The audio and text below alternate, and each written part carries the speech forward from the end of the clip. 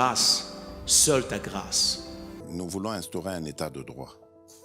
Et dans un état de droit, il y a une justice indépendante.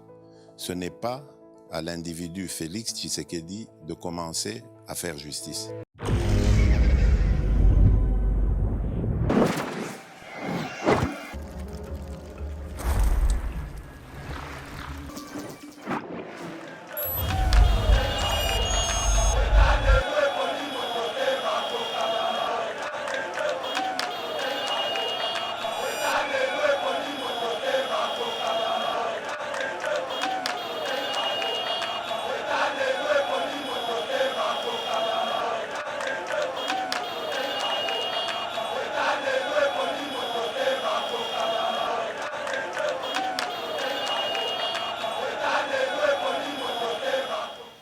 Bonjour, je m'appelle Guy Chitea.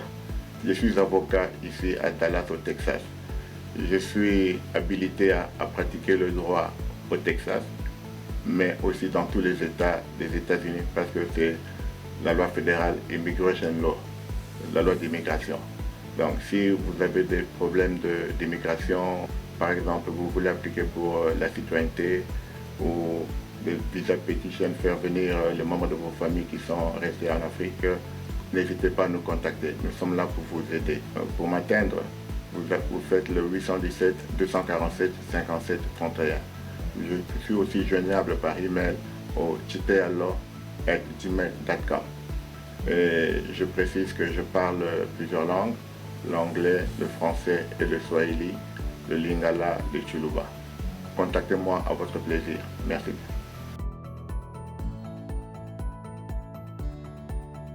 Bonjour, je m'appelle Sam Alekan.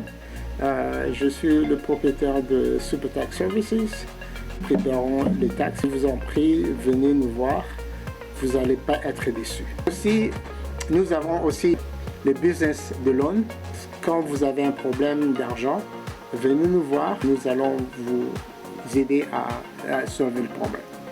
Et nous avons aussi le shipping de containers. Nous voulons vous aider à envoyer vos voitures et vos cartons. Pour cela, venez nous voir.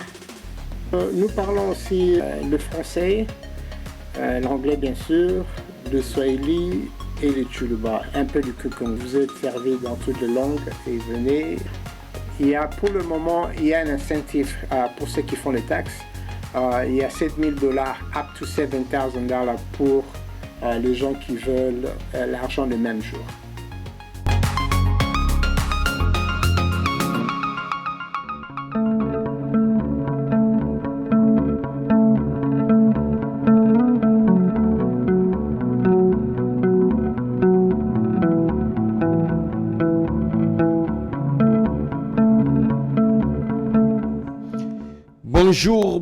Bonjour, bandeko nyonso bolandaka mwana mboka Trésor Lumbu na kati ya Yeba TV. Mbote na bino bisika nyonso bino bozali ba oyo ba apreciaka musala o biso tosalaka na kati ya Yeba TV. Vraiment nzambe apambola bino ba commentaire bino bochaka ba nyonso bino bosalaka pour que émission na biso etalema. Merci une fois de plus. Nandeko nanga Rabi, merci na staff mobimba ya Yeba TV wana banda DG Shadrack ti na bandeko nyonso basalaka na sima kamera. Nzambe apambola bino lolengo bolandaka pe na lolenge bino bozalaka ko commenter be émission na biso ba remarque ba suggestion ndenge elekaka. Lelo tozoya na situation ya guerre ya Est ya République démocratique du Congo to lobelango mamuke na kati ya mboka na biso bitumba o izali. D'abord pour anticiper mwana mboka Trésor Lumba ko yebisa bino ke nous avons déjà récupéré plus de 90% ya ba zone oyo ezalaki occupé par les M23. Wana kuna inquiétude des alités, donc sur 100% les FARDC occupent déjà plus de 90% ya ba zone oyo ezalaki occupé na maboko ya ba M23. Merci vraiment nde yango na sujet tozo solola pe tozo landela sikoyo malgré ndeko nazomona te awo ezobima pona otala ba commentaire ko partager. Voilà. Merci une fois de plus na ndenge bozolanda biso mpona musala tozosala. Merci Nabino vraiment pour partager. Arrivé à Salva Kiir, le président sud-soudanais, makamno soyako le kawanande tozako lobelango lelo. Une fois de plus, merci Nabino bandeko nyonso bolandaka mwana mboka trésor lumbu tokota na sujet nabiso. D'abord, yambo te tokota. Yambo te tokota. C'est à nous le peuple. Un moment donné ya ko éveiller na mokonzi mboka. Yambo te biso tokota to solo la makambo etali est ya République démocratique du Congo. Yambo te tokota tota la décision finale ya mokonzi mboka son excellence Félix Antoine Tshisekedi Tshilombo par rapport à makambo zo le kanamboka na biso. Et sengeli to fongola miso biso ba congolais. Ce n'est pas l'affaire du président de la République. C'est l'affaire ya ba député. C'est l'affaire ya peuple congolais. Nous n'avons pas un problème avec M. Vital Kamerhe, mais sauf que M. Vital Kamerhe n'aspire pas la confiance. Il y a perchoir, il y a Assemblée nationale. Ça n'aspire pas la confiance. Ça, je dois dire clair. Herbiso Tozomona et Sengelito Yato expliqué président de la République. Je crois, Bandeko Bamona qui sortie médiatique, il y a porte-parole du gouvernement Patrick Mouyaya.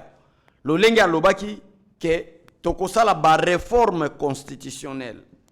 Il y aura des réformes. Réforme constitutionnelle et salemaka pour l'intérêt à peuple.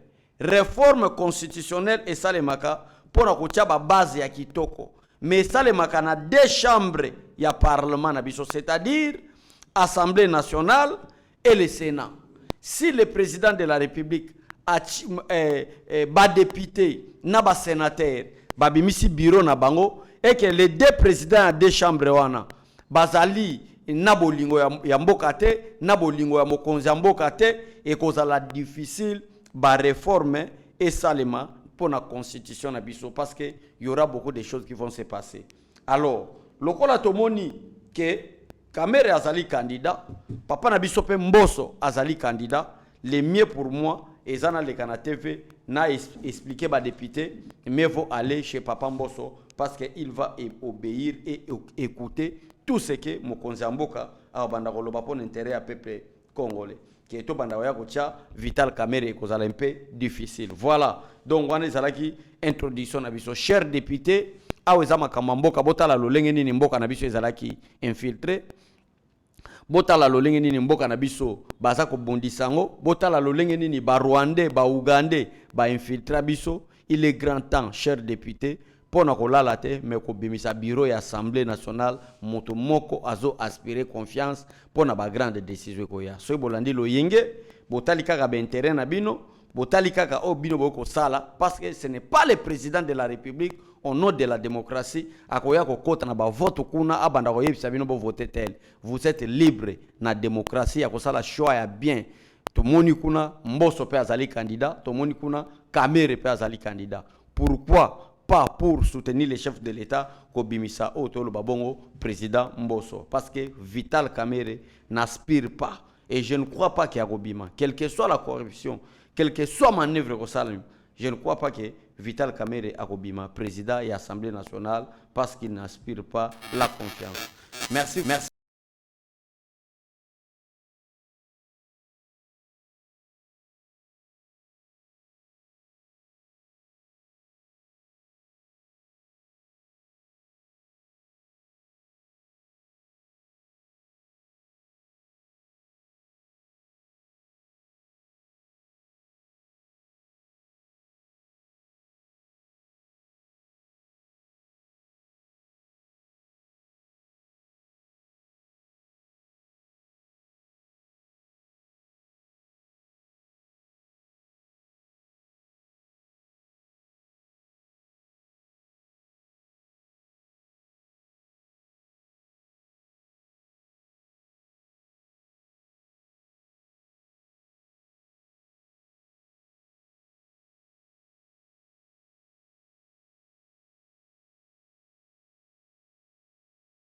Tshisekedi Tshilombo a signé accord militaire na Ukraine. Oh, na moni vraiment batu ba begi de partout. Donc c'est-à-dire ba yoki ango quelque part, batu ba kosi bango, Ukraine n'a rien en termes ya accord militaire oyo mokonzi ya mboka kokenda signé na Ukraine. Ezali te. Ukraine naza na problème ya ba avion, Ukraine naza na problème ya ba alteri, soki alteri ba benga terme militaire. Ukraine naza na tant de problèmes. Est-ce que bomona déjà wapi Ukraine par rapport à bitumbaza nango biso to kende à travers mokonzi ya mboka na biso to kende osala accord na Ukraine. C'est-à-dire ezalaki nango fausse information, baluka ba vie, baluka batu batala bango, baluka bayeba bango na ba fausse information. Donc c'est-à-dire la République démocratique du Congo ezana accord militaire te na nini na Ukraine. La République démocratique du Congo mboka oya biso. Tozali na accord na militaire na Ukraine te parce que mais il faut voir comment est-ce que ba maman baleli. Il faut voir comment est-ce que ba papa ba bengi biso pona kolela. Mona mboka trésor lumbu est-ce que makaboto yo kiza solo facha ke Ukraine. Tokei Ukraine te. Nous avons l'accord militaire avec la Russie et non avec l'Ukraine. Wana esengeli bande kona biso ba congolais bayeba makambango lolenge ezali koleka. Voilà. Donc accord wana ba yebisa bino eza accord bidon. Ezali ba makambo oyo bino boko landa yango te boko yoka pete parce que ezali nango lokuta. Voilà. Tokoti na sujet na biso. Situation ya guerre à l'est de la République démocratique du Congo. Oyo toye nango na tongo ya lelo pour que to partager na bandeko kaka na debi ndenge na utaki koloba que situation ya guerre ya est République démocratique du Congo tozana ko to bandi ko botola.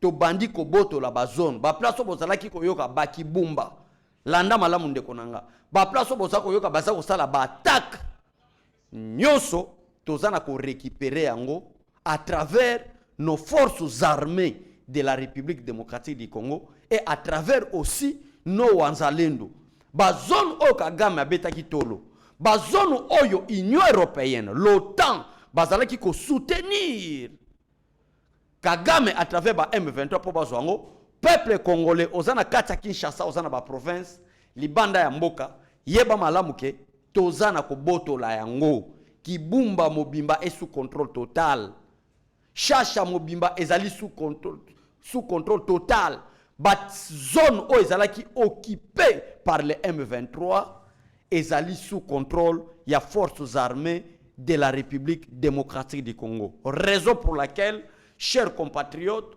bandeko nyoso balanda biso, raison pour laquelle boko mona Kagame azana koluka ba voix nyonso.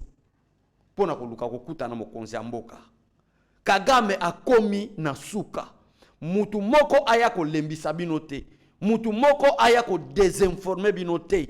Félix Tshisekedi notre chef de l'État a lembisi Paul Kagame, Kagame aza na suka ya force. Kagame tikali na mikolo. Ezali problème ya langage à chaque fois. Nazoya pona ko expliquer peuple congolais que langage ya mokonzi ya mboka, son excellence Félix Tshisekedi Tshilombo, ezali lokola ba langage ya ba président nyonso te. Fatia ko tikoloba jamais lokola Fatia ko tikoloba jamais lokola Mobutu. Fatia ko tikoloba jamais lokola Laurent Désiré Kabila. Fatia ko tikala ko loba jamais lokola Joseph Kabila. Fati na munoko nae eza ba langage diplomatique, ba langage codé. Fati azana langage moko eza décodé te. Fati azana ba langage codé. Tango zolanda mokonzi mboka comprendre que ça c'est un langage diplomatique et ba langage diplomatique ebele ezala ba langage moko codé. Okoti ko comprendre mokonzi mboka te. Kaka nenga lobi wana yango to yaka na assurance. Peuple congolais comprendre que place nini mokonzi mboka azana ko memela biso mboka oto ko benga République démocratique du Congo. Tango zolanda langage codé, langage diplomatique. Bato baza makasi en termes de diplomatie baza na ba langage lokola ba juriste te baza na ba langage lokola ba dictateur te komona ba langage ya lolenge ndenge Laurent Désiré Kabila zako ganga la guerre va rentrer là où elle a commencé wana za ba langage codé te facha ko lobango te mais lelo sur terrain quel que soit ba langage codé ango ezo talisa ma noir sur blanc que Félix Antoine Tshisekedi Tshilombo akoti ko kutana Paul Kagame te. Vous croyez que Félix Tshisekedi a yebi que Lorenzo Sosa la baje? Fati a yebi. Vous croyez que ba émissaire baso kitana Angola, na bato amayele baso kitana Angola, pona ko sibisa mokonzi mboka touche. Vous croyez que mokonzi mboka a yebi te? A yebi. Ya mwana zomona à chaque fois to yaka poto expliquer bandeko na biso ba congolais, nous devons faire confiance au président de la République. Ne croyez pas que là où tu habites chez vous, place où yosei pa na yo, na bureau na yo, ofandi si te crois vraiment que osa plus informé que le président de la République. Jamais. Yo erezo yoba ke bazo kanela président de la République. Croyez-vous que Fatia Mouka yebite? Fatia yebi. C'est la raison ce matin na information à lelo na zoyana fongolande komo matoy, nous devons faire confiance au président de la République. C'est lui l'homme le plus intelligent. Na Congo Mobimba. Moutaleki président de la République de Mayela Zate. Il a des conseillers, il a des professeurs, il a des services privés. Donc c'est lui l'homme le plus intelligent. C'est le président de la République qui est mieux informé. Koboulete ko fani kananda kunona kwa uzui makolotia likolo, fani na canapé ozolanda télévision na yo, tu te crois que tu es plus intelligent ou tu connais quelque chose plus le président de la République. Non, loin de là. Mais tala si on a terre lelo Kagame Lembi. Kagame Lembi. Situation à guerre ya est, ya République démocratique du Congo. Yo somona batu ya Katumbi, batu ya Lamuka, batu yo babata makasima ba M23 pour ba attaquer mon konzamboka ki azo salarié. Yo somona bango na ba TV bazo bima lisusu. Parce que ba zone o ba kanisa ki ketokotike la bango. Dans le silence, armée azo communiquer lisusu te. Ndenge zala ki Guillaume Ndiki azo loba. Armée azo communiquer lisusu te. Dans le silence, tokola la na bino tokola muka boyoka pouf, guerre sili maintenant tokomi ko attaquer siko Rwanda. D'ailleurs, mo konzamboka parce que bande ko belé bazo comprendre te. Autant Union européenne, États-Unis d'Amérique, Allemagne, France, Belgique, Italie, Pologne, bamboka o nyonso, mwana mboka Trésor Lumbu atangeli bino sikoyo. Eza bamboka oyo bazo ko encourager Paul Kagame, eza ka bamboka o bazo tinda be misère na Lorenzo pour que Félix Tshisekedi akutana na Paul Kagame basolola. Bino bokanisi ke eza initiative ya Lorenzo. Bino bokanisi ke ezali initiative ya Paul Kagame. Non, eza initiative ya Paul Kagame te. Ezali pe initiative ya Lorenzo te. Ezali initiative ya bamboka o na buti kotangela bino, c'est-à-dire les États-Unis, la France, l'OTAN, l'Union européenne, la Belgique, bamboka ana basangani balobi non, Félix Tshisekedi akangi bango. Félix Tshisekedi a bloqué la communauté internationale. Accord ya Luanda Nesukisa. Oyo Kagame kendaki. La communauté, l'Union européenne était représentée, l'Union africaine était représentée, Conseil à sécurité était représenté, Paul Kagame a tiré signature naye, Félix Tshisekedi a tiré signature naye, ba pays o nazo tangela bino, na mayele na bango ba tia ba signature na bango, ba yeko comprendre que cet accord est prouvé noir sur blanc que ndenge bazawa na ba koka sous président Félix Tshisekedi. Qu'est-ce que nous allons faire maintenant? Tokende, to panza accord wana. Et ermo konza mboka azana ko boya kokuta na sikona Paul Kagame, ça prouve noir sur blanc que awa tokende bitumba. Kolukate kaka bitumba ngo ozela mokonza mboka ndenge na mona bandeko mususu na motema mabe bazana ngo bazako lobaka lobaki mwende escarmouche. Vous croyez que mwende escarmouche ngo ezali kaka kobenga ka des chambres de parlement a déclaré guerre, mais azana ko boya déjà accord. Parce que erazolo bake ngana Kagame to kokuta na te. Erazolo bake ngana ba M23 na kokuta na te. Yo Congolais fana ndako zo yebate ke kokuta na wana ezali pression ya communauté internationale. Et Félix Tshisekedi azana ko défier cette pression ya communauté internationale de raconter Paul Kagame. Facha zo teleme la pression. Vous croyez que c'est quoi? C'est déjà une guerre déclarée. C'était langage codé, langage diplomatique. Mais sur le terrain, qu'est-ce qui se passe? Sur le terrain, nous allons avancer. Koboto la Kibumba, Koboto la Kiwanja, la zone qui était occupée, là où les M23 de Paul Kagame exploitaient nos minéraux, là où les M23 de Paul Kagame violaient nos mamans, nos forces armées de la République démocratique du Congo. Nous allons avancer. Dans le silence, stratégie Sili et Monani, dans le silence, ba communiquer à forces armées boyo kangol supambate ba communiquer oyo batu ya Katumbi batu ya Fayulu bazako sangana tango forces armées de la République démocratique du Congo bazo sala communiquer que ça c'est la énième fois que les Rwanda nous attaquent, batu ya ngambu soi-disant des Congolais ba opposant lokuta bazako loba cesser de pleurnicher biso to sala communiquer boto sa communauté internationale a raison que botala le lenge Rwanda ko attaquer biso ba maman na biso baza violé bande ba richesse na biso eza pillé par l'armée rwandaise bato wana baza ko attaquer mokonzi mboka ke mokonzi mboka azo lela trop mais azana pouvoir et ça là qui ko lela te parce que mboka na biso ezalaki nde na complot. Mboka na biso ezalaki na complot. Chers compatriotes, ba accord oyo ti bomoni Paul Kagame abandi ko bima na point de presse alembi. Paul Kagame alembi bande konanga ba congolais. Fati alembi si Paul Kagame ba sortie médiatique. Voilà Sadek tala stratégie Paul Kagame. Bande konanga yo zako bouleke zali lanter. Yo zalaki ko bouleke mokonza mboka. Azo lala mokonza mboka zalaki ko lala te. Mokonza mboka zalaki ko se préparer. Yango yo que tous les Congolais doivent rester derrière le président de la République. Pendant que vous allez finga que Aza trop lent, Kagame a attaqué, et c'est pendant cette période que le chef de l'État a se préparé. Comment est-ce que a quoi attaquer le Rwanda? Mais yo zolo baki mokonzambo Aza trop lent. Osomo na mutu mususu pe a comprendre que to le kanabe mission pour informer bande ko makamundenge zo le ka jeune ngeni zo betama. Mais osomo na moment donné zo bengo pe na téléphone azo lela. Non, Fatia Aza trop lent.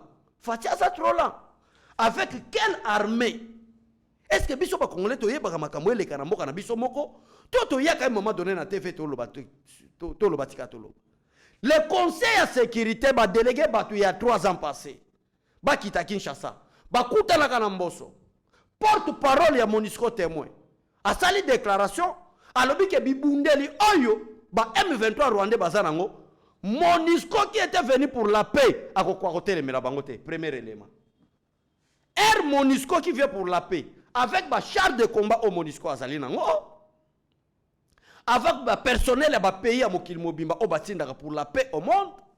Mais MONUSCO azolo ba que nous sommes incapables d'attaquer les M23 parce qu'ils ont des matériels militaires très sophistiqués plus que la MONUSCO. On ne peut pas faire face au M23. Nana yoka ki angote. Et pendant ces périodes-là, FRDC n'a biso tozalaki sous l'embargo. Qu'est-ce que nous allons faire? Tokutani na ba difficulté. Et sengeli embargo elongwa. Embargo elongwa, oui, tosomi ba manduki nyonso. Nous avons aujourd'hui des avions de chasse. Grâce au président de la République, nous avons aujourd'hui des drones, nous avons aujourd'hui des matériels sophistiqués. Oyo zo boma Paul Kagame na batunae. Oyo tozana ko récupérer. Deuxième obstacle au Mokonzamboka kutanango, akutani na armée qui était infiltrée. Tant de Rwandais, barote ka projet de guerre. Nous devons former nos officiers. To les cas qui na yeba TV awa, to talisa ki bino comment est-ce que les officiers étaient formés. Basilisi na bango déjà. Oyo ba nomination na bango ezana ko salema pour que bazo ba tâche to en finir une fois pour toutes. Mais yo pendant ce temps ici, yo zo sa la déclaration ko lo ba ke Mokonzamboka zalla. Bon, l'enterre Mokonzamboka aujourd'hui nous sommes où? Aujourd'hui nous sommes là où Kagame aza ko tambola mokili mobimba. Kagame aza ko sangisa ba lobbying. Kagame aza ko sangisa ba multinational ba imposer na Mokonzamboka a dialoguer. Pourquoi Paul Kagame maintenant bino ba obo za ko finga Mokonzamboka il est trop là. Bino ba obo ba fati attaquer. Bino ba obo za ki koloba ete Rwanda azo bombarder azo banga te fati ka kolela. Aujourd'hui nous sommes où à cause à l'enterre bo za ko finga biso. Qui est en train de chercher de dialoguer? Biso tozala. Nana zo luka dialogue. Et pourquoi cette précipitation Kagame a commis agité? Il y a dialogue. Abomisi bana batu, ba Rwanda ya batu bele. Abomisi bango. Ba Rwanda bilenge na Rwanda baza soute. Ba kufi. Donc, Nord Kivu, Kiwanja, Kibumba, Shasha, ba territoire Rwanda est comme cimetière. Il y a ba militaire rwandais, il y a ba militaire ougandais, il y a ba militaire kenyan. Et comme des centres d'enterrement na bango. Bazo kota na bango oui, mais bazo bimate bazo kufa. Kagame surtout qui vraiment tali oui, effectif y armée na ngesili, mais commando basili, effectif eza diminué. Des militaires baza sou ndenge bazala kité. Force na zako beta toloke, nazar armée makasi, forces armées ya République démocratique du Congo ezana ko démystifier nga. Qu'est-ce que je dois faire? Tala Kagame ndenge zo tambola, mokili mobimba. Tala Kagame partout ndenge zo tambola, mokili mobimba. Mokili mobimba wala Kagame zo tambola zo luka nini? Azo luka akutana na Mokonzamboka parce que selon lui esengeli dialogue et comme ma paix. Mokonzamboka pe alobi ke dialogue na Paul Kagame na solo na Kagame te, ngai na Kagame tokoti kokutana te, bozela boyoka message kaka ya mokonzi mboka yango na bande ko nga ba congolais place nyonso boyokaka o bazolo baseri Congo sur mokonzi mboka Fati bozalaka pressé te ya ko attaquer boyoka Kagame malgré pression dialogue ozomona eye Kagame azoluka dialogue bakutana mokonzi mboka pourquoi avant natali sabino ba condition mokonzi mboka parce que force na terezalité majorité à bazone ezalaki sous contrôle ba M23 rwandais et zali maintenant récupéré par les forces armées c'est le terrain forces zate nde atamboli pe bande ko fuboye ba comment est-ce que téléphone mokonzi mboka ezo sonner na pression ya cette fameuse communauté internationale lo lengeni ba ko tia mokonzi mboka pression pour que bakutana Kagame mais mokonzi mboka aza toujours clair tala maloba mokonzi mboka lobi boye avant de rencontrer les criminels Kagame les perturbateurs il y a région il y a grand lac le président de la République exige ceci 1 le retrait du territoire congolais des troupes rwandais du M23 ozala posa dialogue yo ozala ki makasi côté opéra makasi na yo botindela biso be infiltré na kati ya Congo en termes politiques ba attaquer mo konzamba balo ba kaza trop là ngai mutu na yaki ko luka yo bulaki ke oza plus fort lelo komi ko luka nga pourquoi parce que Kagame komi na suka bande konanga Kagame komi na problème mutu nde mo konzamba lobi non le tala si déplacement mo konzamba ke Angola avant Paul Kagame ya ko rejoindre mokonzi mboka yebaki malamu que Lorenzo azosala ngo na bonne volonté te Lorenzo azana instruction ya communauté internationale ya Union européenne basi misanga touche mais soki nga pe na kete batebele babuleke ngande mutu nazolinga kimie kota te nazokende ngana bango mayele mokonzi mboka kenda azui cahier de charge nae atikeli bango ngana kosolo na ba M23 te na kosolo apena Paul Kagame te tala ba condition nga yango lokola Lorenzo azaki na jea mundele banyokola mokonzi mboka Kagame ayambi en huis clos basololi biso na bino ba congolais to surtout kaki toye komona ministre affaires étrangères angolais asala communiquer pona kotalisa biso ke mokonzi mboka ya Rwanda azali prêt andimi dialogue comme si biso tozako luka dialogue mais Lorenzo avati na ministre affaires étrangères ayewana basala communiqué wana et bongaki a présenté na Paul Kagame cahier de charge mokonzi mboka salaki et salaki ba jeune bango na ba pays o ya makasi na tangi bino be États-Unis ba Allemagne ba jeune bango mokonzi mboka moni bongo qu'est-ce que mokonzi mboka sali a délégué l'Issoussou Christophe Lutundula qui est notre ministre des affaires étrangères tête à tête na Lorenzo mokonzi mboka talisi inquiétude na yena ba regret na regretter to yokana ka boyete comment est-ce que communiquer pe bozo pesa communiquer bozo assurer pays na date biso moko ba médiateur Lorenzo tokopesa est-ce que ngana bino to yokana ka bo e yokani bande ko frappe bazozwa yo muto zako tuna place nini forces armées bazali ba avion de chasse na biso ezali wapi ba hélicoptère au mwana mboka trésor lumbu azalaki ko loba chaque fois eza wapi ba matériel militaire eza wapi yango ndezo sala musala sikona terre dans le silence ba communiquer sur sa FRDC zate na kimia metozala ko beta tozana oboma nde place Kagame ayeko sutuka lobi non il faut na luka mokonzi mboka to solola akeko funda mokonzi mboka na conseil ya sécurité akeko funda mokonzi mboka na États-Unis Paul Kagame akei na France akeko funda moi je veux la paix na Grand Lac nazana posa kimia ekota makambu esila na malamoko Tshisekedi ndazo linga dialogue te ngana na posa na kuta nae nde mokonzi mboka lobi non chers membres du conseil de sécurité chères autorités américaines chers membres de la communauté internationale pourquoi jusqu'à présent bozo kota na rise ya Paul Kagame mutaboy dialogue azate nazalaki mutu aliboso ya koyebisa Kagame to solo la makambo à l'africaine to yoka na bitumbe sila Kagame abulaki ki azama yele plus intelligent que moi lelo ngape na kuta na Kagame te lokola bino boza conseil à sécurité lokola bino boza États-Unis lokola bino boza Union européenne parmi des pays très puissants dans mokili mobimba nandimi dialogue mais à condition pour que to kutana Paul Kagame to solo là et sengeli bino nde ba membre à conseil à sécurité bino États-Unis d'Amérique ba pays où ils sont très puissants na mokili bo imposer Paul Kagame à respecter des conditions nde batuni mokonzi mboka quelles sont les conditions mokonzi mboka lobi conditions ezaka misatu ya liboso retrait du territoire congolais des troupes du M23 babimana na mboka na biso balobi ok yami bale la cessation des hostilités et yami ça enfin le cantonnement des terroristes du M23 rwandais selon la feuille de route de quoi de Luanda. Nous avons fait des routes de Jézalaki.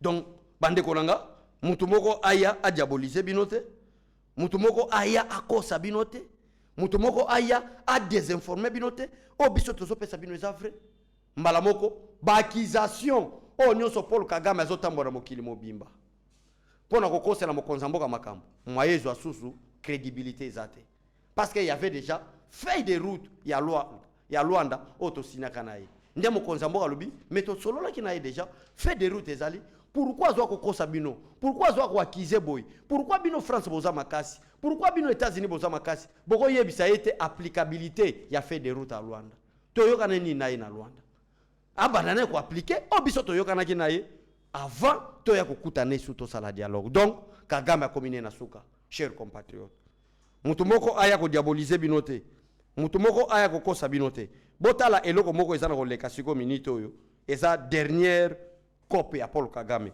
place oyo Paul Kagame a combiné na suka botala siko eloko nini ezana ko leka voilà je m'excuse botala siko oyo eloko ezana ko leka siko minute oyo entre Paul Kagame et Rizi à Paul Kagame par rapport à titre ndenge balobaki botala maintenant Rizi à Paul Kagame zaboy c'est-à-dire na Rizi na yi alinga tia conflit moko lokola entre EAC parce que tous les pays à EAC soutiennent Paul Kagame c'est-à-dire les Kenyans les Ougandais baza derrière Paul Kagame et il y a aussi des militaires kenyans et des militaires ougandais oyo bazo ya na front ba ko bundisa forces armées na mabele na biso sikoyo stratégie à Paul Kagame pour mettre fin bayokele mawa na ba accusation nyonso azokende kosala na kombo ya mokonzi ya mboka abimisa mokonzi ya mboka comme si mokonzi ya mboka nde mutazo perturber l'ordre en Afrique centrale or que alliés voilà Paul Kagame a perdu du déploiement de la SADC.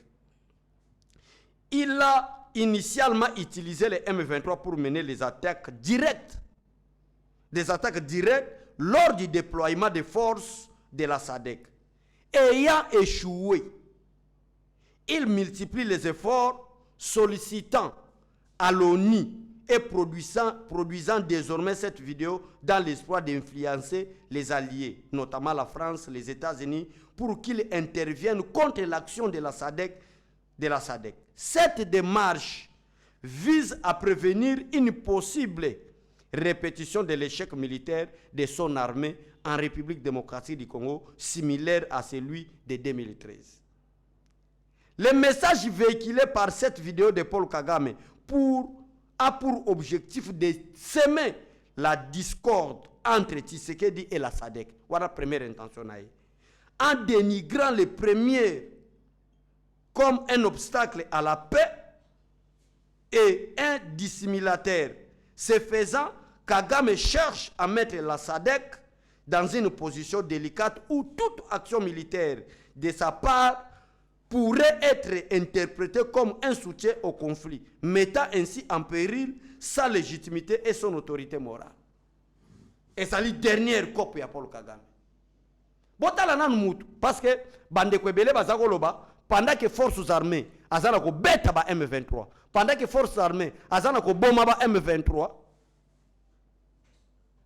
Kagame azokima na ba militaire netango bazokima bazo larguer ba bombe na population civile. Majorité ba congolais balobaki nini? Majorité ba congolais balobaki mokonzi mboka azokokate tala muninga mobali yeyo tala ndenga bazo bomba bango ba congolais bazo comprendre te mais bazo lancer ba bombe na population civile. Bandike bele ba yebaketa. Ba congolais bele bazelaki mokonzi mboka pe a lancer bombe. Biso to ko lancer bombe na Rwanda na Lwengete to ko lancer bombe na Rwanda pour attaquer Paul Kagame les chasser du pouvoir. To ko sala ngolo ko la ba gende en zo salate. Tala siko stratégie nae allez ba M23 bala mo babandi ko attaquer position ya SADC pendant déploiement na bango. Ba attaquer. Mais makambo ngo esimbi nango pe te. Lelo SADC déploiement ezali makasi. les forces armées de la République démocratique du Congo au komi na Sake bozana bandeko bazana basake parce que comme qui centre cité moko oyo tikala ki stratégie asuka ya Paul Kagame ko récupérer pour na osala entrer na Goma botuna bandeko na ba information to pesa ba yebisa bino bibundeli o ezana Sake botuna bato ba yebisa bino ba sommet ba colline o ezana Sake eza sous contrôle ya forces armées de la République démocratique du Congo.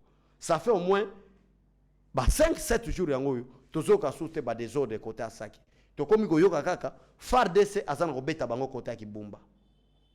Donc bandeko nanga eza système ya ko pesa bino kaka information oyebisa bino ke nous devons rester vigilants et derrière le président de la République démocratique du Congo makama bitumba eza kosila tala siko lelo mutu yeyo comprendre que échec monani ba attaquer ba sali na ba stratégie nyonso ya ko attaquer ba position ya SADC ya ko bebisa mais tala lelo Kagame yeyo kaka azo insister ba kutana na mokonzi mboka boyi alobi bimisa na bibundeli nayo bimisa na batu nayo ya mbote to kutana. Ça prouve que Kagame a komi na suka, ça prouve la paire ya Paul Kagame. Donc c'est-à-dire ko kende makambo na mbangu na ba agitation et futaka na ngote bino bato bozako buleke mokonzi mboka azala kaka na lanterne wana tala lelo Kagame ndenge akomi na suka tala lelo même ndenge tozako yamba président Salva Kiir mikolo bande konanga to yamba ba konzia ba président ba ko banda ko ya et cause la pression ya communauté internationale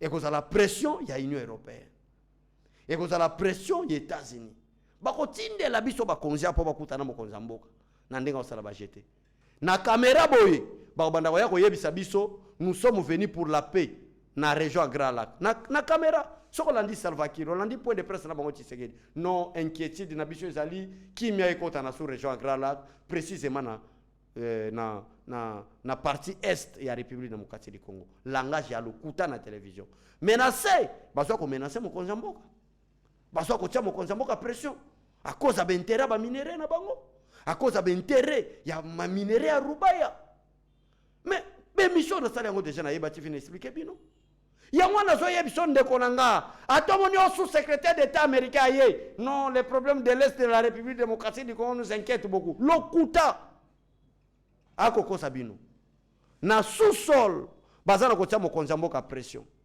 kolanda ka politique ya caméra te oh Salva Kiir alobi ke makambo est ndenge zaboye to côté melango lokuta c'était un envoyé de l'Union européenne.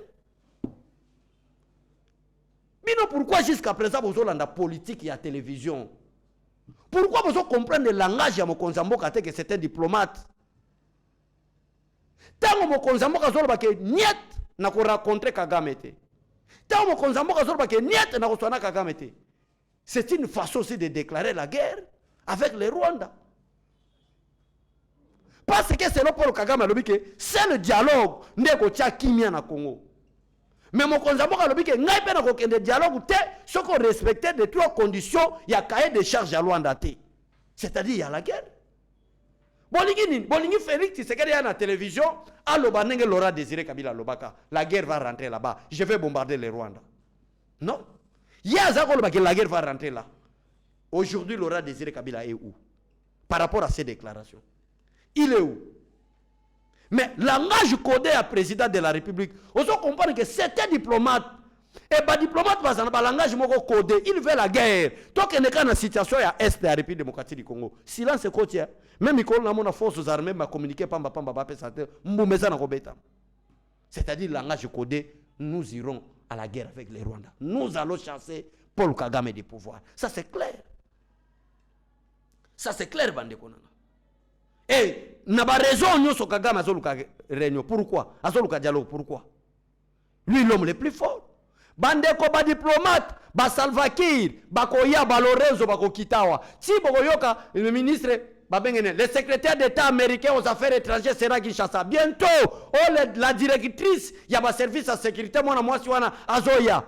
Azoya pona pena Congo te. Bayaka ebele bayaka kimia na Congo ekotaka te. C'est-à-dire makamba kimia eza soit la patrie soit la mort bitumba biso moko kaka bato wana bazo eloko te na TV nous venons pour la paix au Congo en coulisses on menace le président de la République. Quels sont nos intérêts? Ba minere na biso tokolia wapi ruba ya tike la biso ngo pourquoi lingi ko cédete ndenge Kabila cédaki na 2013 pression baso sala en week londe yango wana raison pour laquelle to yaka poto yebisa bande ko na biso ke bo fongola miso bolanda politique ya télévision te bako ko sabino bitumbezo ya makasi ya. Heureusement pour nous ces derniers temps forces armées de la République démocratique du Congo tozana kacha ko avancer mais bitumbezo ya makasi parce que Félix Tshisekedi bande ko na ba congolais partout bozo landa ngai parce que Félix Tshisekedi azangi armée te non Fati a formé l'armée nous avons des matériels militaires d'attaquer même l'Angola et le Rwanda.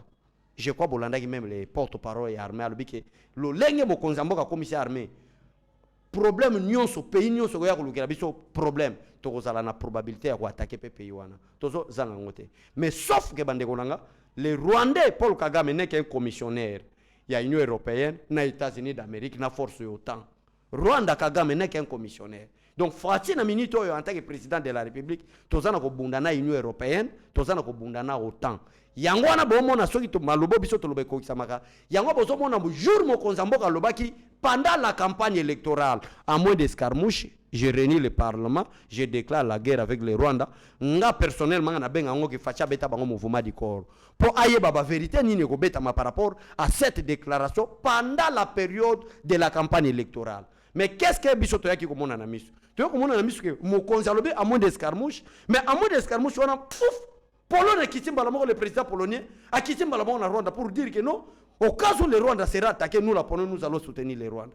Bon, ça mona, place na benga mouvement du corps. Donc c'est-à-dire, bolanda ba déclaration, ya bato ba ko sala bisote. Or, na 76e assemblée générale ya Nations Unies, si je ne me trompe pas, c'est la Pologne azala qui ko sala ba déclaration na sens que nous devons voir Congo et sengele kende partout. Donc c'est-à-dire, et sengeli yo congolais ndeko nanga congolais tolo bakaka tika tolo bate sengeli oye baboye ke bitumba zo ya makasi Fati aza face ya OTAN na kati bitumba est ya République démocratique du Congo États-Unis azana para ba minere France azana para ba minere États-Unis Allemagne Belgique o bayaka ko exploiter baso tonga bamboka na bango. Si on a TV comme on a secrétaire d'État américain, na TV comme on a Salva Kiir, non, la situation du Congo nous inquiète beaucoup, la situation du Congo nous dérange beaucoup, voilà, nous sommes venus pour la paix. L'Okuta, on est en train de menacer notre président de la République. Pendant que tu restes chez toi à la maison, de dire que Fati est trop là, pendant que tu te crois mieux informé que le président de la République, mais pendant que le président il est trop lent, on comprend qu'il est menacé par les États-Unis. On comprend qu'il est menacé par l'Europe. Parce que Fati est clair. Accord les États-Unis to signé. Fati est clair. Accord na France to signé en termes de minerais. Mais nandenge ya illégalité te. Nandenge ya légalité. Nandenge ya désordre te. Fati est clair là-dessus. Advienne que pourra. Bakangami. Bandeko. Mikole koya. Bongo nandenge makambo kende. Fati ako beta bango calmement na mayele nyonso. Mais pas comme Laura Désiré Kabila salaki na baloyenge. Non, non. Botinda biso secrétaire d'État américain toko benganete. Ndenge Laura Désiré Kabila bengana. Non, non. Toko yambaye. Toko peso ka cahier de charge angoyo. Vous voulez la paix? Oui, au Congo, Bolingi na kutana Paul Kagame, mais c'est le secrétaire d'État, prenez notre cahier de charge. Voici les conditions. C'est ça la politique à Mikolo Bandekonanga Tozala Mayele. Tout le monde a dit déjà bien que les États-Unis c'est impuissant. Sauf que les États-Unis ont bêta Congo. Et ça, on a flatérité, ils ont bêta bison à péter. Ça, c'est tout bien. Biso to kena loyengete. Oh, le vice-président des États-Unis d'Amérique sera là. Vous voulez quoi? Nous voulons d'abord la fin des hostilités. Rwanda a bimisa batone na solo congolais. À ce moment-là, tokokutana. Biso to bengani binote. À cause des minéraux. Oh, tala bandeko tala na kindo ki condition ba ko pesa mokonza mboka. So boye bata. Cité ya Rubaya, place to bimisa ka ba minéraux. Pour les États-Unis, pour la Belgique, pour la Italie, pour l'Angleterre, ba pays wana nyoso esengeli zone wana ya Rubaya, cité ya Rubaya, place bazo exploiter ba minéraux et ça la servait par une armée étrangère. Et sa balkanisation, autrement dit. Comment est-ce que mabele na biso, territoire na biso, à cause d'intérêt égoïste na bino minéré, besoin imposer na mokonza moko guerre aussi la nango soko tikeli biso espace wana et cité Aruba ezala sécurisé par l'armée étrangère. Ba armée étrangère ngo bana. Ba M23 ou soit ba américain.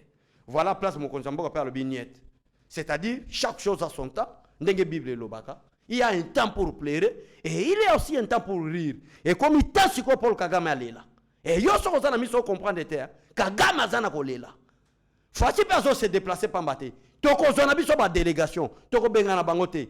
Politique o bolinga bo imposer mo konzamboka, a bengana ba ambassade toko bengana bangote, bango nde ba ki manzala bango moko. Ba kolia so elokote. Ba ko ki manzala bango moko. Tala intelligence oyo mo konzamboka amemi. Mais boza la pré ba période ndenge toko kende, mo konzamboka koza ba pression na ndenge ko sala ba jete. Dialogue oyo bozo komona Kagame akoluka eza Kagame teza ba étranger place ba kenda ko solola ba kamba dialogue wana batinda ka bato mayele makasi États-Unis ba manipuler ba mot par rapport ya ba corps ya paix autosigné pour ba banda ko takele ngomo konzamboka par rapport à ba mot ba kocha. Mais nous avons un bon président de la République.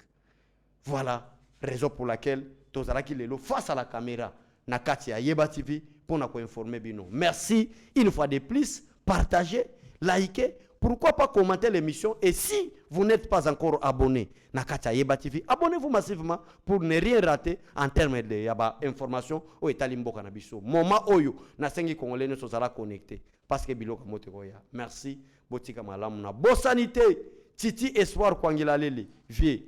Merci beaucoup Nicolas Gazadi. Vieux Moussa les autres salema malgré bambo di bako betayo balobi ki olingo kabola équipe abolingo soutenir be équipe ya baka saekaka mais ya baka tangete toko yelango à long et à large prochainement botika malam et bye bye. Seigneur, que ta grâce, seule ta grâce. Nous voulons instaurer un état de droit. Et dans un état de droit, il y a une justice indépendante. Ce n'est pas à l'individu Félix Tshisekedi de commencer à faire justice.